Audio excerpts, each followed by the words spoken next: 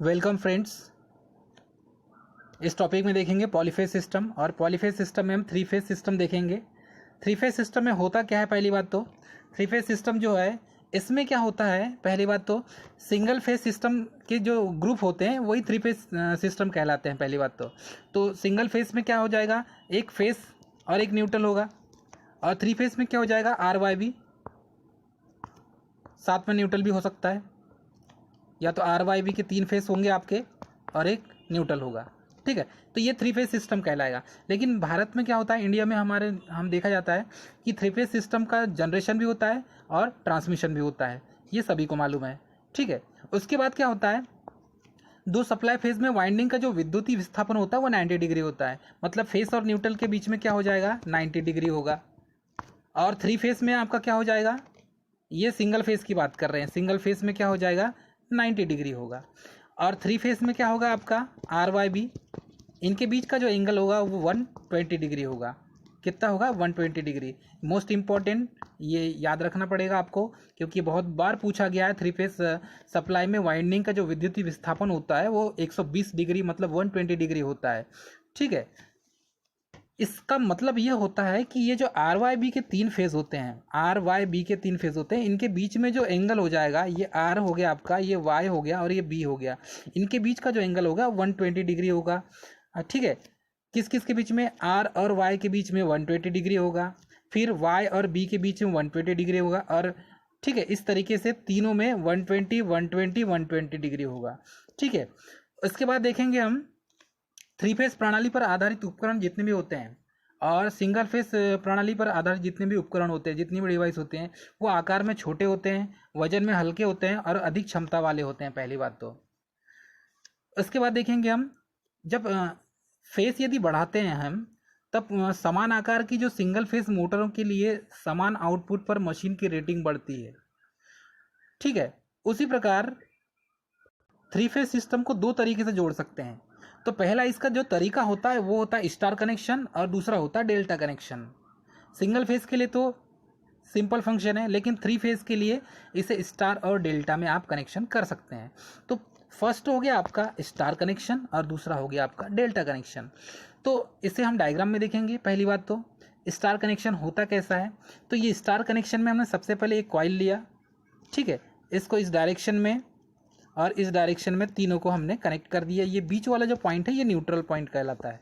ठीक है, तो आर वाई बी, और इससे हमने यहाँ से निकाल दिए एक पॉइंट यहाँ से और एक पॉइंट यहाँ से निकाल दी, तो तीन टर्मिनल हो गए हमारे इसमें, फर्स्ट सेकेंड थर्ड, तीनों टर्मिनल के हिसाब से हम देख सकते हैं इसमें। अब यहाँ पर ये हो गया आपका, ये हो गया वी, ये हो गया आपका डब्लू, और ये हो गया आपका यू, अर्थात यू वी डब्लू, तीन फेज के लिए तीन हो गए। तो इसमें फ्लो होने वाली जो करंट होगी ये होगी phase current, IPH phase current होगी, इसमें बहने वाली करंट। ठीक है, वैसे ही लाइन करंट क्या हो जाएगी, इन और इन दोनों के बीच में जो करंट फ्लो होगी ये लाइन करंट होगी। ध्यान से देखिए, इन दोनों के बीच में जो फ्लो होगी ये लाइन करंट होगी। किस किस के बीच में, ये समझिए, ये .1 है, ये .2 है आपका, और ये .3 है। तो एक और तीन के बीच में जो करंट फ्लो आपको मिलेगी ये होगी लाइन करंट। ठीक है, और सिंगल जिसे V से शो करते हैं, इस फेस में इसमें मिलेगी फेस करंट IPH। इसमें फ्लो होने वाली जो करंट होगी ये होगी कॉइल V में फेस करंट होगी। तो ये स्टार कनेक्शन हो गया आपका। ठीक है, तो यहाँ पर स्टार कनेक्शन में क्या क्या नॉर्मल होता है ये देखेंगे हम। तो स्टार कनेक्शन में पहली बात तो जब आप स्टार कनेक्शन करेंगे तो इसमें जो लाइन करंट होती है ये फेस करंट के बराबर होती है स्टार कनेक्शन में। किसमें, स्टार कनेक्शन में। तो स्टार कनेक्शन में लाइन करंट फेस करंट के बराबर होती है। तो ये जो IL है ये लाइन करंट कहलाती है, और IPH है ये फेस करंट कहलाती है। ठीक है, दूसरी बात, जो फेस करंट है, फेस वोल्टेज जो है, ये फेस वोल्टेज V1/√3 के बराबर हो जाएगी। तो फेस जो वोल्टेज है ये V1/√3 हो जाएगी। तो VPH क्या है, फेस वोल्टेज है, और V1 क्या है, लाइन वोल्टेज है। ये V1 क्या है, लाइन वोल्टेज। तो इसे हम V1 को लाइन वोल्टेज से भी शो कर सकते हैं, अर्थात फेस वोल्टेज बराबर लाइन वोल्टेज अपन √3 हो जाती है। ठीक है। और जब कोई लोड स्टार कनेक्शन में जुड़ा हुआ हो या स्टार कनेक्शन किया हुआ हो, तब की कंडीशन में टोटल पावर जो निकलेगी, ये पावर का फार्मूला क्या हो जाएगा आपका, टोटल पावर इक्वल रूट में हो जाएगा आपका। तो इसे हम ऐसा लिख सकते हैं, तो टोटल पावर, ठीक है, total power equal √3 VL IL cos phi, क्या हो जाएगा आपका, cos phi। ठीक है। तो इस फार्मूले से आप निकाल सकते हैं। पहली बात तो जब कोई भी लोड स्टार कनेक्शन में हो, तब जो टोटल पावर आप निकालेंगे वो पावर निकलेगी PT इक्वल रूट में √3 VL IL cos phi। ये फार्मूले से आप निकाल सकते हैं। तो ये हो गया, हमने फर्स्ट देखा स्टार कनेक्शन। तो स्टार कनेक्शन में हमने क्या देखा, लाइन करंट फेस करंट के बराबर होती है। ठीक है। 3 पॉइंट हमने देखे, तीनों पॉइंट देख लेते हैं, लिख लेते हैं हम। सबसे पहले लाइन करंट फेस करंट के बराबर होती है। दूसरा हमने देखा phase voltage line voltage V1 अपान उसका √3 होती है। तीसरा हमने देखा स्टार कनेक्शन में टोटल जो पावर है वो √3 VL IL cos phi के बराबर होती है। इस तरीके से हम तीनों फार्मूले से स्टार कनेक्शन के टोटल न्यूमेरिकल क्वेश्चन सॉल्व कर सकते हैं। इसके बाद देखते हैं हम डेल्टा कनेक्शन। डेल्टा कनेक्शन करने का जो तरीका है वो, जैसे हम उल्टा यदि V बनाए, ये V शेप हो गया। ठीक है। मतलब इसके 3 एंगल निकलेंगे, 3 कोण निकलेंगे, ये 3 कोण हो गया आपका। तो इस तरीके से डेल्टा कनेक्शन हम कर सकते हैं। ठीक है। तो सबसे पहले जब हम स्टार्ट करेंगे तो ये 3 कॉइल है, तीनों कॉइल को हम कनेक्ट करेंगे। ठीक है। तो ये हो गई आपकी W कॉइल, ये U कॉइल हो जाएगी, ये V कॉइल हो जाएगी और ये W कॉइल हो जाएगी। तो इसको यहाँ से निकालेंगे, ये फर्स्ट। ठीक है। इसे आगे बढ़ाएंगे सेकेंड, और ये यहाँ से निकलेगा दोनों के बीच का, मतलब V किस किस के बीच का निकलेगा, ये U और V के बीच का निकलेगा पॉइंट आपका एक। तो ये फर्स्ट, ये सेकेंड, ये थर्ड, 3 पॉइंट निकल गए आपके। अब तीनों पॉइंट में हम देखेंगे किस किस के बीच में लाइन करंट बनेगी। तो फर्स्ट और थर्ड के बीच में, फर्स्ट और सेकेंड के बीच में, ठीक है, फर्स्ट और सेकेंड के बीच में क्या बनेगा, लाइन करंट बनेगा। ठीक है, लाइन करंट। उसके बाद फेस करंट, ये V से जो V कॉइल से जो करंट फ्लो होगी वो फेस करंट होगी, ध्यान दीजिएगा। W से जो करंट फ्लो होगी वो फेस करंट होगी। V से जो करंट फ्लो होगी वो फेस करंट होगी। U से जो करंट फ्लो होगी वो फेस करंट होगी। मतलब प्रत्येक कॉइल में जो करंट फ्लो होगी वो फेस करंट कहलाएगी। अब हमें लाइन करंट निकालना है, तब लाइन करंट निकालने के लिए हम क्या करेंगे, तो लाइन करंट निकालने के लिए हम फर्स्ट एंड सेकेंड को, फर्स्ट और सेकेंड के बीच का जो करंट हम जब निकालेंगे तो ये लाइन करंट कहलाएगी।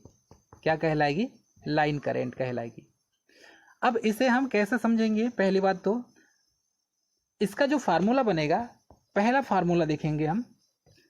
इसमें क्या होता है, जैसे हमने स्टार कनेक्शन में देखा था कि लाइन करंट फेज करंट के बराबर होती है, लेकिन डेल्टा में उसके अपोजिट होता है। इसमें हो जाएगा लाइन वोल्टेज फेस वोल्टेज के बराबर हो जाएगा, लाइन वोल्टेज फेस वोल्टेज के बराबर हो जाएगा।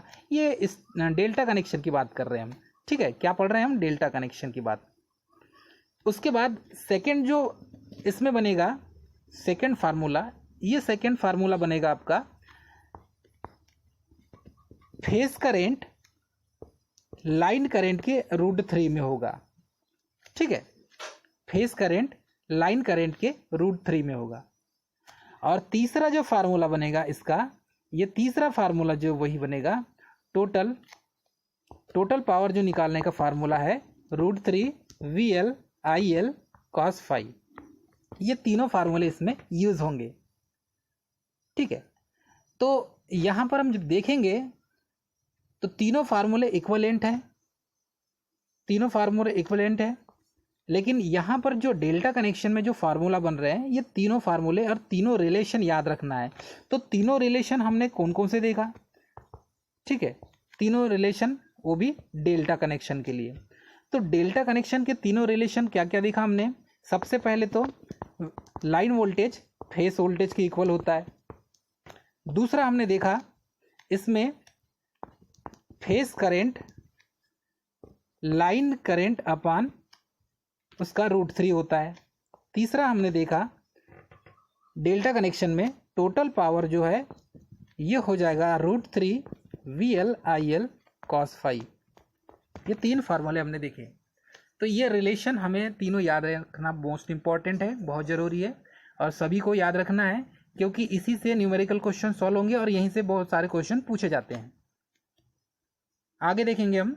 तो थ्री फेस प्रणाली में तारों का जो फेस सीक्वेंस होता है ये RYB से होता है अनुक्रम, ठीक है। तो R क्या है, रेड कलर है, Y क्या है, येलो है और B से ब्लू। RYB तीनों रेड येलो एंड ब्लू। तो थ्री फेस सप्लाई का जो फेस सीक्वेंस होता है वो फेस अनुक्रम इंडिकेटर द्वारा निर्धारित किया जाता है। मतलब कि रेड कलर का इंडिकेटर होगा, येलो कलर का इंडिकेटर होगा और ब्लू कलर का इंडिकेटर होगा। ये तीनों थ्री फेस सप्लाई में फेस सीक्वेंस को दिखाता है, ठीक है। तो बहुफेजी मोटरें स्वतः स्टार्ट हो जाती है, मतलब पॉलीफेज जितने भी मोटर होती हैं वो ऑटोमेटिक स्टार्ट मतलब सेल्फ स्टार्ट मोटर कहलाती है, उनका यूज़ किया जाता है। वैसे ही सिंगल फेस अल्टरनेटर की तुलना में थ्री फेस अल्टरनेटर का जो तुल्यकालन सरल होता है, मतलब ईजी होता है। तो इस तरीके से देख सकते हैं हम, जो सिंगल फेस अल्टरनेटर होता है उसकी तुलना में थ्री फेस जो अल्टरनेटर है उसका जो सिंक्रोनाइजेशन है वो बहुत ईजी होता है। वैसे थ्री फेस मोटर की तुलना में सिंगल फेस की जो मोटर होती है उसकी पावर फैक्टर हमेशा कम मिलेगी थ्री फेस की तुलना में, ठीक है। वैसे सिंगल फेस जो ट्रांसमिशन सिस्टम होते हैं उसकी तुलना में थ्री फेस ट्रांसमिशन सिस्टम होते हैं उस पर अधिक निर्भर और योग्य भी होते हैं। क्योंकि इसका कारण है क्योंकि थ्री फेस सिस्टम में कॉपर लॉस बहुत कम होता है। जब कॉपर लॉस कम होगा तो इसकी इफ़िशियंसी बढ़ जाएगी। स्टार कनेक्शन में तीनों तारों के जो समिंग पॉइंट होता है, जैसे ये स्टार कनेक्शन हमने बनाया, ये हो जाएगा आपका R, ये Y और ये B। तो ये बीच वाला जो पॉइंट होता है ये न्यूट्रल पॉइंट कहलाता है, ठीक है। ये क्या कहलाएगा, न्यूट्रल पॉइंट कहलाता है। और ये क्या करता है, ये करंट के मान यहाँ पर क्या मिलेगा आपको, करंट का मान 0 मिलेगा। I इक्वल क्या हो जाएगा 0।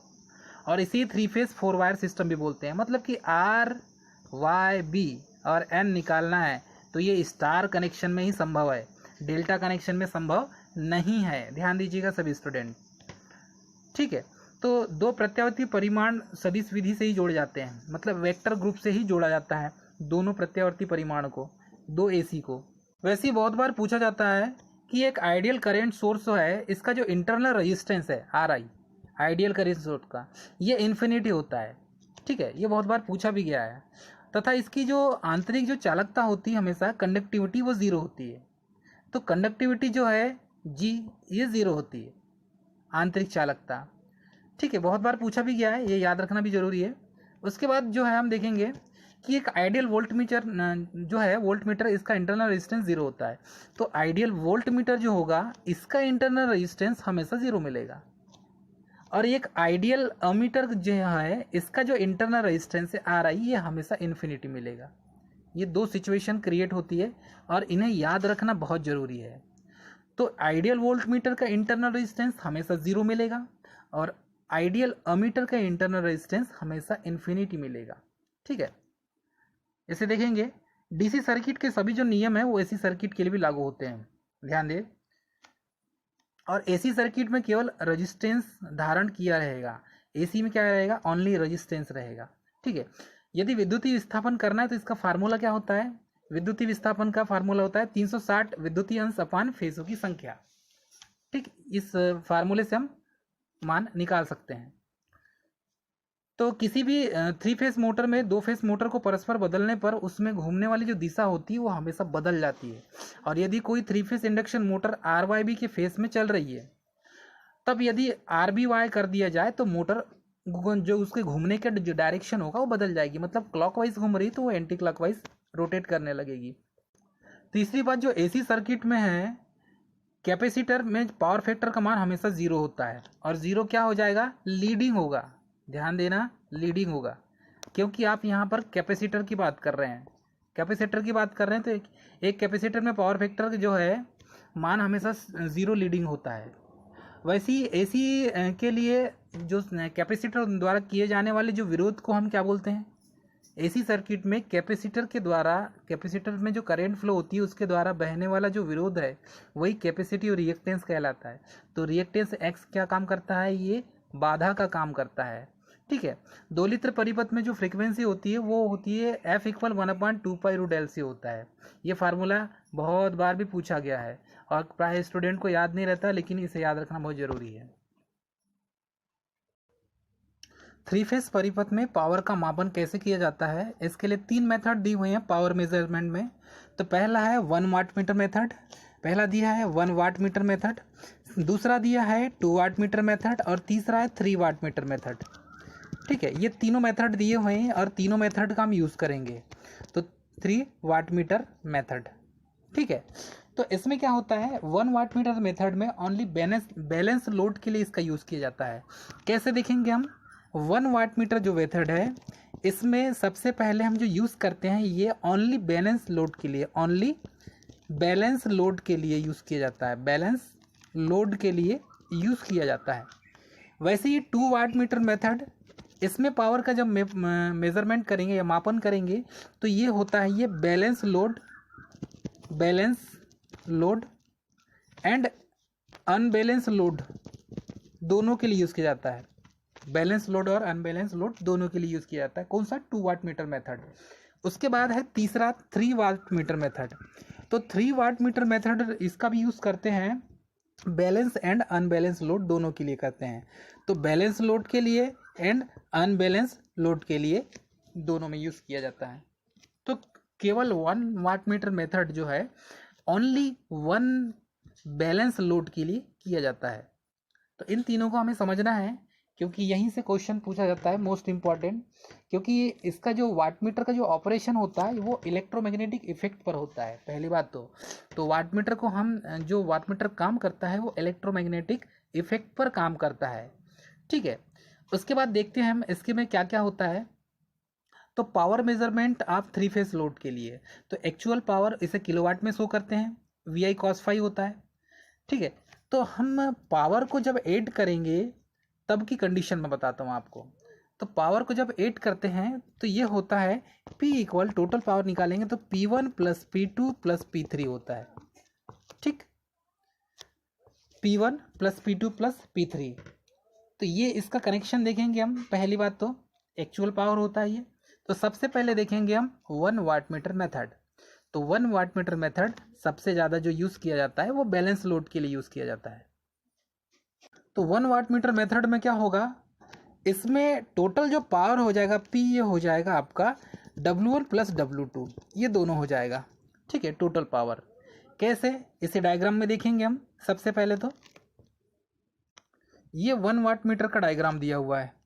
ठीक है, 1 वाट मीटर लगा हुआ है, ये 1 वाट मीटर है। इसमें 2 कॉइल होती है, CC कॉइल और PC कॉइल। ठीक है, करंट कॉइल और प्रेशर कॉइल, ये दोनों कॉइल होती है। ठीक है, ये होगा R, ये आपका होगा Y और ये B हो गया। और बीच पॉइंट से हमने जो निकाले ये हो गया न्यूट्रल आपका। ठीक है, इसे कैसे निकालेंगे हम? सबसे पहले इन दोनों के बीच में स्विच होगा और इसका use only balance load measurement के लिए यूज़ करते हैं। तो टोटल पावर क्या हो जाएगा, W1 + W2। टोटल पावर क्या हो जाएगा, W1 + W2 = P। ठीक है, तो W1 क्या है, स्विच कनेक्ट ऑन टर्मिनल 1। तो टर्मिनल 1 किसके बीच में देंगे, तो टर्मिनल 1 देना पड़ेगा हमें फर्स्ट और सेकंड के बीच में। किस किस के बीच में मिलेगा आपको टर्मिनल 1, फर्स्ट एंड सेकंड के बीच में। तो ये जो फर्स्ट है और सेकंड के बीच में यहाँ पर हमें स्विच देना पड़ेगा। ठीक है, और दूसरा जो स्विच होगा ये B से किसके बीच में होगा आपका, B से आगे बढ़ाएंगे और यहाँ पर एक दूसरा स्विच देना पड़ेगा हमें, ये दूसरा स्विच। तो ये 1 से आकर यहाँ पर दोनों के बीच में पहले 1 2 दोनों से कनेक्ट होगा।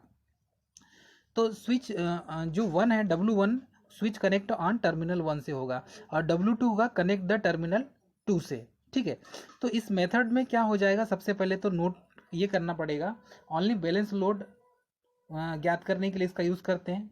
दूसरी बात है ये अस्थायी रूप से 3 फेस लोड की पावर को नापने के लिए इस मेथड का यूज़ करते हैं। तीसरी बात, अस्थायी अर्थात मशीन को ऑपरेट और टेस्ट पीरियड के दौरान इसका यूज़ किया जाता है। ठीक है, तो इसमें देखेंगे हम सिर्फ बैलेंस लोड को ज्ञात करने के लिए 1 वाटमीटर मेथड का यूज़ किया जाता है। 2 वाटमीटर मेथड का जो यूज़ किया जाता है ये बैलेंस एंड अनबैलेंस लोड दोनों के लिए यूज़ किया जाता है। तो यह बैलेंस मतलब संतुलित प्लस असंतुलित मतलब अनबैलेंस लोड दोनों के लिए यूज़ किया जाता है। दोनों प्रकार के आप जो लोड की जो पावर माप सकते हैं इसमें। तो इसका फार्मूला क्या बनता है, टोटल P इक्वल हो जाएगा ये W1 प्लस W2 हो जाएगा। ठीक है, इसकी एक्यूरेसी 0.5 सेकेंड तक आती है, 0.5 सेकेंड में इसकी एक्यूरेसी आ जाती है। फिर इसके जो है इसे डायग्राम में समझेंगे हम। तो इसकी दो सिचुएशन क्रिएट होती है, एक तो होती है डेल्टा कनेक्शन और एक होता है स्टार कनेक्शन। तो दोनों सिचुएशन में आप इसका यूज़ कर सकते हैं, स्टार कनेक्शन और डेल्टा कनेक्शन के लिए। तो सबसे पहले हम देखेंगे स्टार कनेक्शन में। तो स्टार कनेक्शन में इसमें जो करंट फ्लो हो रही है स्टार कनेक्शन में L1 L2 L3, ठीक है। तो ये Z1 Z2 और Z3 देखेंगे, ये वाटमीटर फर्स्ट है और ये वाटमीटर सेकंड है आपका।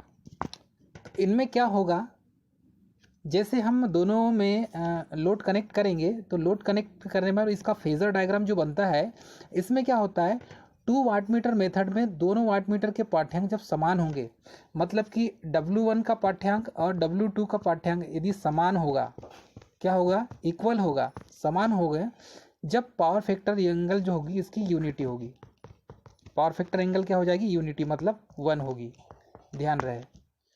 ठीक है, तो सबसे पहले तो हम ये देखेंगे जब स्टार कनेक्शन में कि इन दोनों के बीच में जो फेस एंगल बनते हैं वो फेस एंगल कैसे बनेंगे, 60 30 30 60 या 30 के बनेंगे। ठीक है, तो वी आर बी और वी वाई बी के बीच का जो एंगल बनता है, इन एंगलों को हम ज्ञात कर सकते हैं फेजर डायग्राम से। ठीक है, तो दोनों वाटमीटर के जो पाठ्यांक जब प्राप्त होंगे तो उनको हम स्टार कनेक्शन और डेल्टा कनेक्शन के हिसाब से हम इसको सेट कर सकते हैं। ठीक है, तो यहाँ पर अब देखेंगे हम स्टार कनेक्शन। और स्टार कनेक्शन में अक्सर जो 2 वाटमीटर मेथड होता है इसे 1 और 2 में कनेक्ट किया जाता है, मतलब 3 में कनेक्ट नहीं करेंगे। मतलब R और Y और B, तो R और Y के बीच में कनेक्ट करेंगे, मतलब R Y के बीच में एक होगा और Y B के बीच में एक होगा। ठीक है, इस तरीके से हमें कनेक्ट करेंगे। तो अक्सर क्या होता है डेल्टा कनेक्शन में, तो इसमें क्या होगा, जब फाई का मान 0 एंगल हो तब की कंडीशन बता रहा हूँ आपको। तो फाई है ना, पावर फैक्टर एंगल का मान यदि 0 है तब की कंडीशन में जो कॉस फाई होगा, ये कॉस फाई होगा 1। तो 1 की कंडीशन में क्या हो जाएगा, दोनों पाठ्यांक के जो पाठ्यांक है वो पॉजिटिव प्राप्त होंगे। क्या प्राप्त होंगे, पॉजिटिव प्राप्त होंगे। ठीक है, उसके बाद हम देखेंगे इसमें कंडीशन क्रिएट हो क्या होगी, जब फ्लक्स का मान मतलब फेस एंगल का मान 0 होगा तब की कंडीशन में W1 इक्वल W2 हो जाएगा। तो W1 और W2 की कंडीशन में क्या होता है, यूनिटी होता है, ये भी मैंने बता दिया आपको।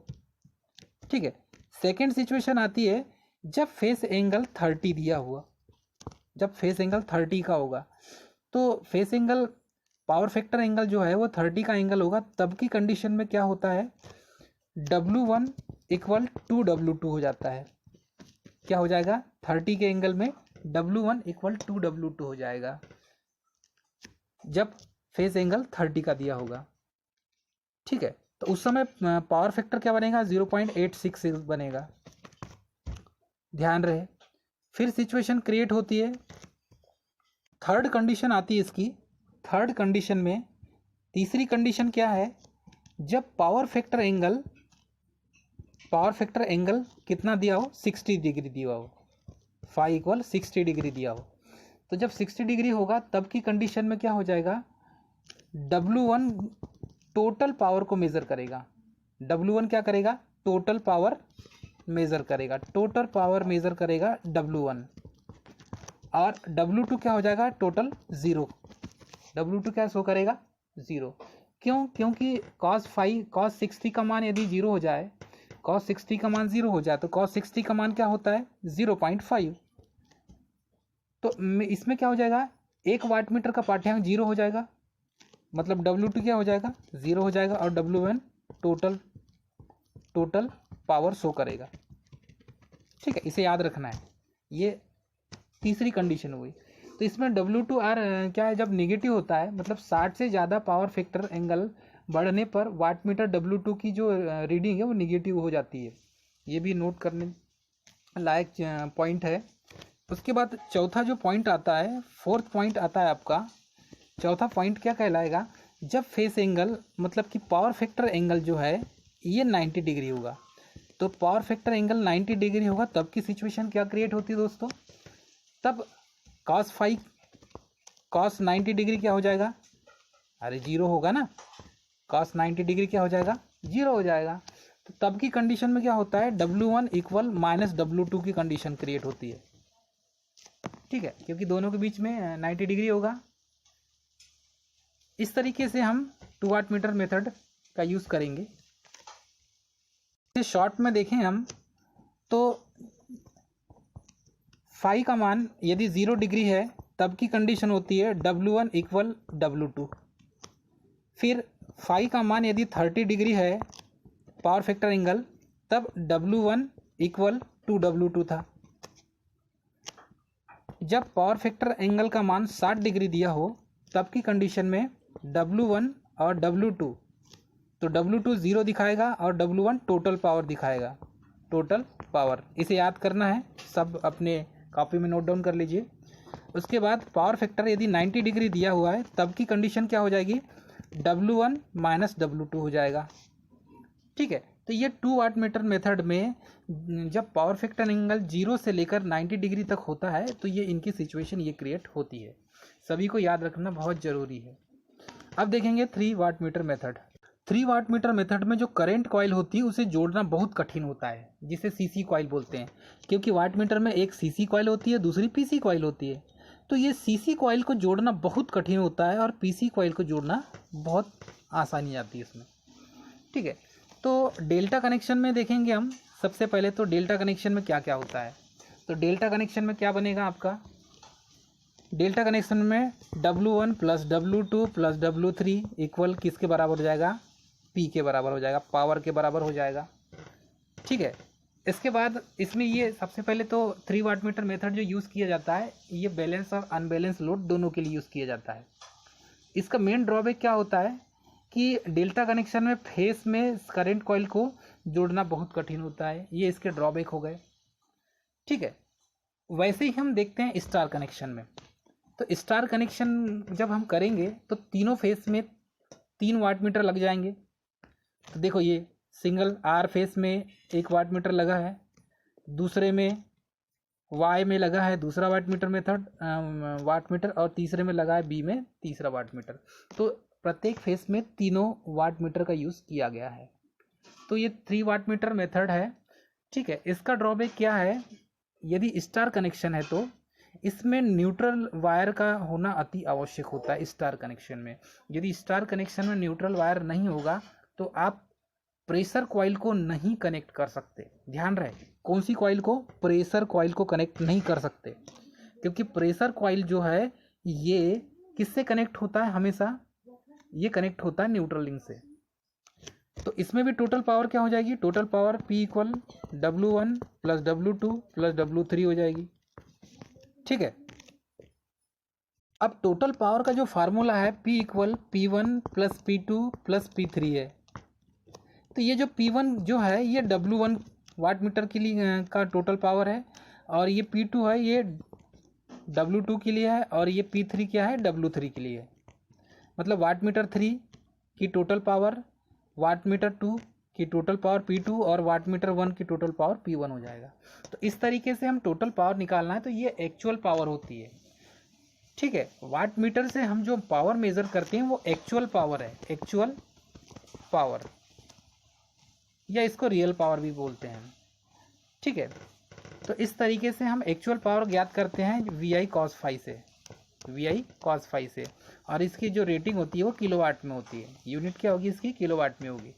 तो P equal P1 plus P2 plus P3। ठीक, ये इससे हम टोटल पावर निकाल सकते हैं। तो 3 वाट मीटर मेथड जो होती है ये बैलेंस और अनबैलेंस लोड दोनों के लिए यूज़ किए जाते हैं। और मोस्ट इम्पॉर्टेंट एक और है, यदि डेल्टा कनेक्शन में एक फेस ओपन हो जाए ठीक है, ये क्वेश्चन बहुत बार पूछा भी गया है कि डेल्टा कनेक्शन में एक फेस ओपन हो जाए तो क्या होगा। तो डेल्टा कनेक्शन में ध्यान दीजिए, एक फेस ओपन हो जाए तो क्या हो जाएगी, पावर इसकी 1/3 हो जाएगी। क्या हो जाएगी, 1/3 हो जाएगी पावर। ये मोस्ट इंपॉर्टेंट है, ठीक है। और स्टार कनेक्शन में एक फेस ओपन हो जाए तब की कंडीशन क्या क्रिएट होगी, ठीक है। स्टार कनेक्शन की बात कर रहे हैं हम,